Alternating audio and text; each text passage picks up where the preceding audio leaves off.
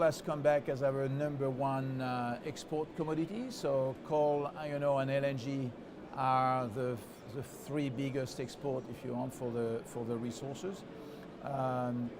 Coal, I think we have to, when you talk about coal, we have to make a distinction maybe between the metallurgical coal and the thermal coal. Met coal, Australia is still the largest exporter in the world. And if we see the demand for steel, as I said before, keep growing, there is a strong need for developing more metallurgical coal and still a lot of good day ahead, if you want, in terms of the export. On the thermal coal, clearly, I think society and most corporates now are very committed to a decarbonization of the economy and to the Paris Agreement. So over time, certainly the role of coal on a relative basis will start to decrease. Nevertheless, in terms of absolute number, we still see coal and thermal coal, if you want, growing over the next few years.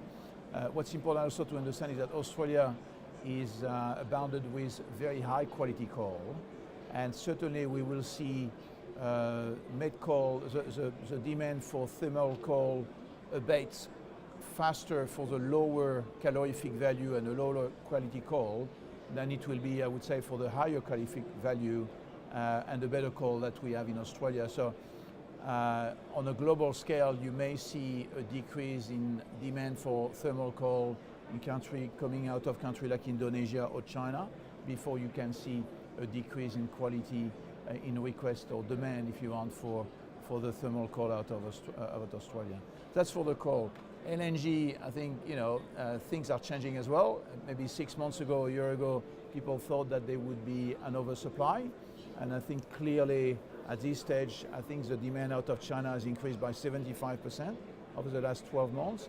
And therefore the demand for LNG now is more about people starting to think that there is not enough project in development over the next 2 or 3 years, if you want.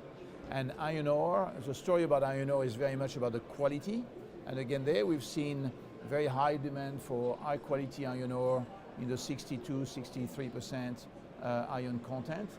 And we've seen that wedge, if you want, between the quality of iron ore with the lower quality having a big discount, if you want, compared to the higher quality iron ore. So again, Australia is abounded with a lot of high quality iron ore, and we should see a good demand for that commodity going forward.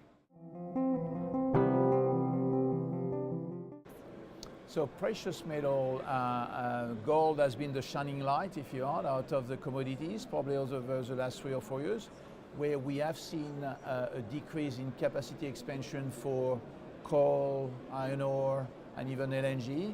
We've seen the demand for gold remain relatively stable, and we've been involved in supporting a number of new projects, greenfield projects of mid-size and smaller size coming out of Western Australia. So precious metal has remained strong, and we think that the trade wars and the various geopolitical events that are occurring across the world are keeping the gold